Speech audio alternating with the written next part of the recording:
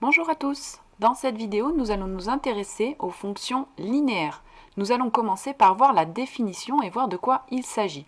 Je vous rappelle que nous avons déjà travaillé sur les fonctions de manière générale, donc je vous invite à reprendre cette leçon et de re-regarder à nouveau les vidéos sur la notion de fonction.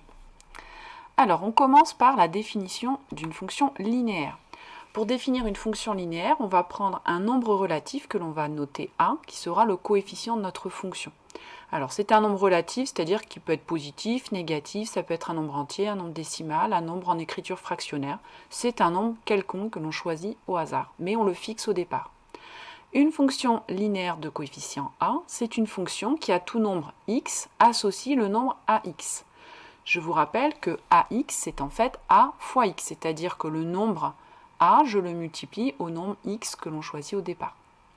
Donc, je peux noter ceci de deux façons différentes. Ça, on l'a déjà vu quand on a vu la notion de fonction.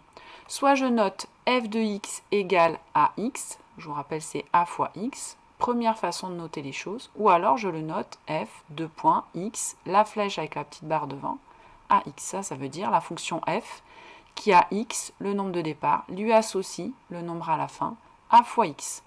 Donc, c'est comme si nous avions un programme de calcul, ça on l'a déjà vu. Le nombre que je choisis au départ, pour obtenir le nombre à la fin du programme de calcul, je le multiplie simplement par le nombre a qui est fixé pour chaque fonction linéaire. Alors on va voir quelques exemples et on va essayer d'identifier s'il s'agit ou pas de fonctions linéaires. Voilà les différents exemples. Là j'ai 6 fonctions. Première fonction, je la définis par f de x égale 2x. Est-ce qu'il s'agit d'une fonction linéaire? C'est-à-dire, est-ce que cette fonction, c'est bien une fonction qui a un nombre au départ, lui associe le nombre multiplié par un coefficient qui est toujours le même? Eh bien oui, évidemment, puisque là, 2x, je vous rappelle qu'en fait, c'est 2 fois x. Autrement dit, à chaque nombre de départ x, pour trouver le nombre à la fin, je le multiplie simplement par 2. Donc on dit que f, elle est linéaire de coefficient 2. La fonction maintenant g de x qui est égale à moins 4x. Même chose, moins 4x, ça veut dire quoi? Ça veut dire moins 4 fois x. Autrement dit, g, elle est bien linéaire de coefficient moins 4. Donc chaque nombre que je choisis x au départ, je le multiplie pour avoir le nombre à la fin par moins 4. Donc la fonction g, elle est bien linéaire. La fonction h. Alors la fonction h, elle est définie par h de x égale pi x.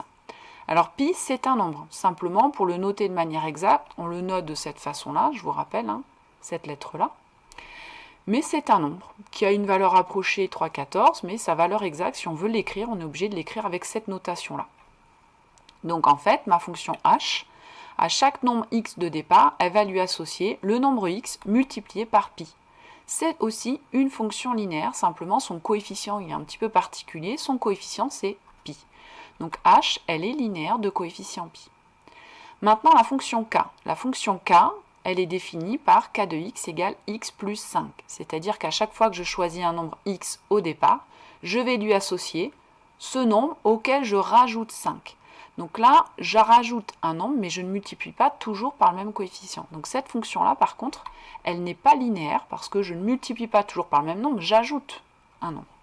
Ce qui n'est pas la même chose. Ensuite, la fonction L, L de x égale x au carré. Alors, x au carré, je sais que c'est x fois x, donc on pourrait se dire que finalement je multiplie à chaque fois, sauf que je ne multiplie pas toujours par le même nombre. Donc cette fonction ici, elle n'est pas linéaire parce que ça n'est pas une fonction pour laquelle je prends un nombre au départ et pour laquelle à la fin je multiplie toujours par le même nombre. Je vais multiplier par lui-même, donc du coup ça va changer à chaque fois que je change le nombre choisi au départ. Donc cette fonction, elle n'est pas linéaire. Ça, c'est la fonction carré, mais elle n'est pas linéaire.